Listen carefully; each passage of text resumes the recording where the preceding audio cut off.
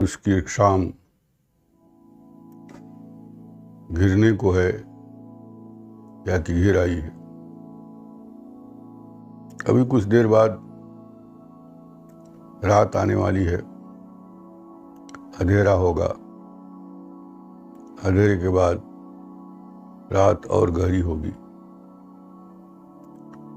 हर घर परिवार में भोजन बनेगा, लोग खाएंगे, बच्चे मोबाइल देखेंगे, स्त्रियां मोबाइल देखेंगी, पुरुष दिन भर जो उनके काम थे उसमें सफलता असफलता के प्रति भीतर भीतर उधेड़ बुन में होंगे और जिंदगी की रात सो जाएगी। अगली सुबह फिर वही यात्रा। ये यात्रा सुबह से शाम तक अनेक प्रकार के काम करते हुए, नौकरी, मजदूरी, दुकानदारी, खेती बाड़ी, पैसा रुपया, बाल बच्चों की चिंता, बीमारी, परेशानियां, बहुत सी प्रतिकूल परिस्थितियां, थोड़ी सी हंसी, बीच बीच में ज्यादातर उदासी, ये आमतौर पर हर मनुष्य की दिनचर्या का एक हिस्सा है। इस दिनचर्या में कभी कभी ये ख्याल आ जाता है कि आखिर यह दिनचर्या जो सुबह से शाम तक चल रही है, इसका कोई सार्थक पहलू भी है क्या? क्या यह दोहराव एक ऊब नहीं पैदा करता है? और उस ऊब के चलते जो एक उदासी पैदा होती है प्राय शाम को, इस पर सारे जगत में कवियों ने इसकी चर्चा की। और मुझे स्मरण आता है फिराक साहब का एक शेर, जिसमें वो कहते हैं कि सामे अक्सर उदास करती हैं फिराक, वो यूं तो जिंदगी में कोई कमी नहीं। शेर कुछ बदल लिया मैंने। तात्पर्य से तात्पर्य है, अब सामे किसी को आज भी है मांगती फिराक, वहां शायद महबूबा की मांग है कि शायद महबूबा हो तो शाम की उदासी टूट जाए। पर महबूबा कब तक रहेगी? महबूबा है, आज है, कल है, परसों नहीं रहेगी। एकदम पास भी महबूबा हो तो कितने समय तक आपकी चेतना के साथ जुड़ी रहेगी? उसका स्वतंत्र व्यक्तित्व है और उस व्यक्तित्व को आपके व्यक्तित्व से जुड़ने में एक जोड़ बनता है। वो जोड़ बनेगा तो टूटेगा भी। तो जो कुछ बनता है वो टूटता भी है। जो खुश करता है वो दुखी भी करता है। वो दूर से महबूबा आई हो तो आई है तो जाएगी भी। आना जाना लगा हुआ है। तो आखिर ये उदासी, आखिर तो अंत में उदासी ही बनती है। जैसे हर जिंदगी का सफर मौत में समाप्त हो जाता है, जैसे सब कुछ बीत जाता है, कुछ टिकता नहीं है। और आदमी का स्वभाव है कि वो कुछ भी अच्छा अगर अनुकूल उसके है तो वो चाहता है कि वो शाश्वत हो जाए। कदाचित इसीलिए धर्मों में या ज्ञान के ग्रंथों में वो दुनिया का कोई दर्शन हो, उसमें किसी शाश्वत आनंद की प्रतीक्षा करने की बात की गई है। और लोगों ने दावे भी किए हैं कि शायद कोई सत्य भीतर छिपा हुआ है, कोई आनंद का स्रोत भीतर छिपा हुआ है, कोई अमृत का सागर है जिसमें पहुंचा जा सकता है, जिसे जुड़ा जा सकता है। वे कौन कौन लोग जुड़े, इसके विषय में कथाएं मिलती हैं, दंत कथाएं मिलती हैं, कहानियां मिलती हैं, किस्से मिलते हैं, पौराणिक आख्यान मिलते हैं, इतिवृत्त मिलते हैं। बहुत सारी चीजें चर्चा में होती हैं।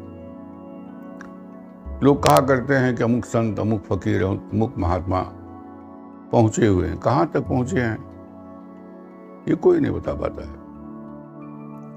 और यदि साधु संतों, महात्माओं, फकीरों से आप पूछें कि आपकी जो ये मौज है, ये जो मस्ती है, क्या किसी आनंद के सागर में आप अपने को डुबोने में या उसमें स्नान करने में समर्थ हुए, मुस्कुरा कर टाल जाते।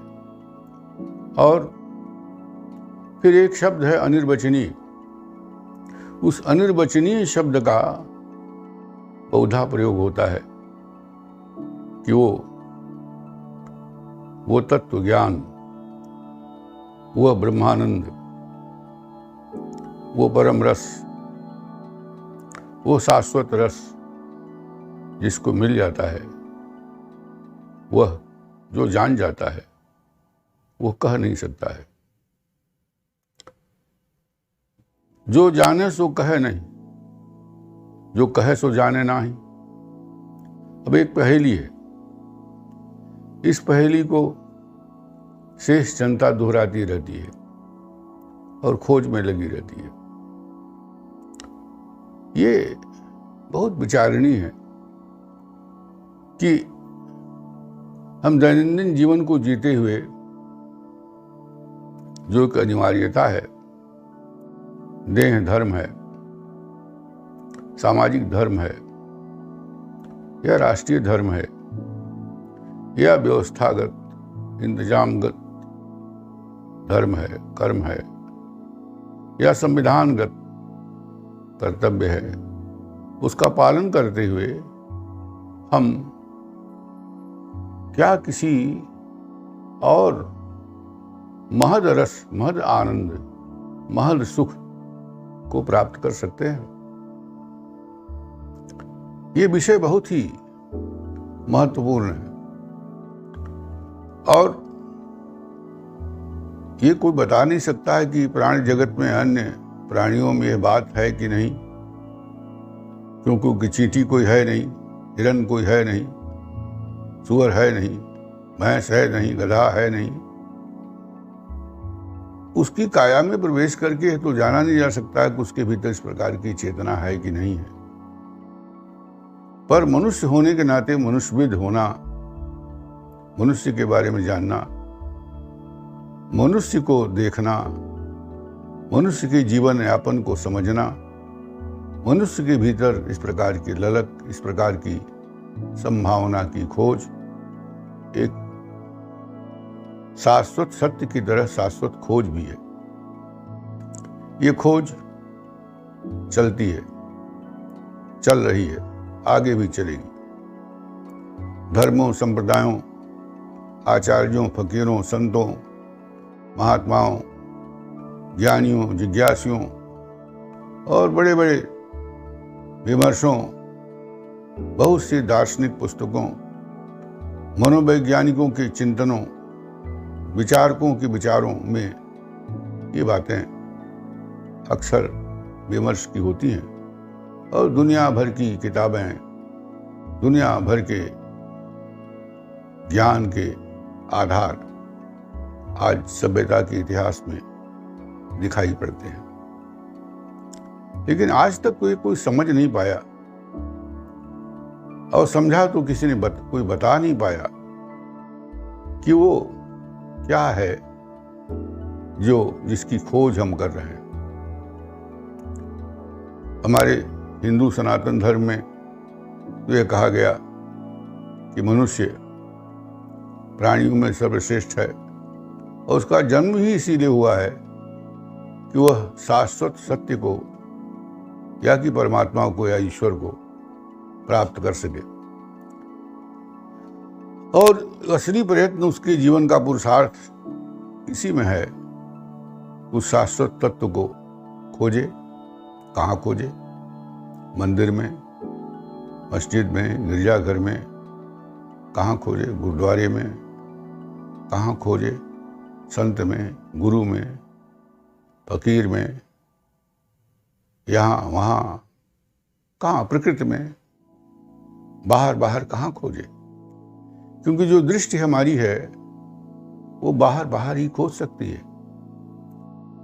अब बहुत से विचारकों का ऐसा मानना है कि इस दृष्टि को बाहर जो जा रही है, उस दृष्टि का अगर निरोध किया जाए, उसको भीतर ले जाया जाए, गहरे में आंख पैदा की जाए, तो उस गहरी आंख से भीतर चेतना के द्वार खुल सकते हैं। अब चेतना के द्वार मानव शरीर में किस रूप में हैं, कैसे हैं? इंद्रियों का दरवाजा तो स्पष्ट है, लेकिन इंद्रियों के पीछे जो इंद्रियां हैं, जो मन है, बुद्धि है, चित्त है, अहंकार है, बहुत से भेद किए गए आत्मा है, वे जो तल हैं, उन तलों में कैसे प्रवेश किया जाए, ये बहुत बड़ी समस्या है। किस योग की पद्धति है, तप की पद्धति है, बहुत सारी पद्धतियां हैं, उन पद्धतियों की चर्चा लोगों ने की है। लेकिन आज तक सामान्य मनुष्य, जरा सा संवेदनशील व्यक्ति जब इस दिशा में विचार करता है तो उसके सामने उत्तर नहीं अनुत्तर रह जाता है, जवाब नहीं सवाल रह जाते हैं। क्या जिंदगी के शाम में या हर किसी व्यक्ति के सामने ये सवाल ही सारी उदासी का कारण है?